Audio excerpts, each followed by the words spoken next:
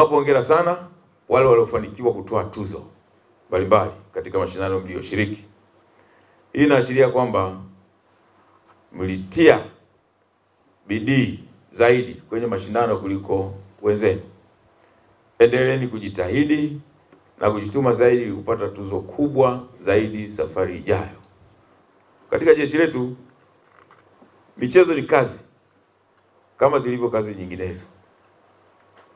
Hivyo basi, kila mwanajeshi anayeshiriki kwenye michezo ajione yuko kazini, sawa sawa na yule aliyopo kwenye mzinga, aliyopo kwenye vifaru, aliyopo kwenye rada, aliyopo kwenye meli vita au sehemu nyingine yoyote ndani ya jeshi letu.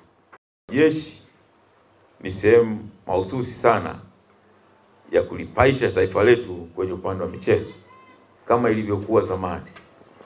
Wote mtakumbuka miaka ya zamani, wengi wa wanariadha wazuri walikuwa wanatokea jeshini, lakini pia hata mabondia walikuwa wanatokea jeshini. Aidha, kuna baadhi ya michezo ya kimataifa haipo uraiani, ipo jeshini pekee. Tumeshapata uwanja mzuri kwa ajili ya beach soccer pale Mbweni.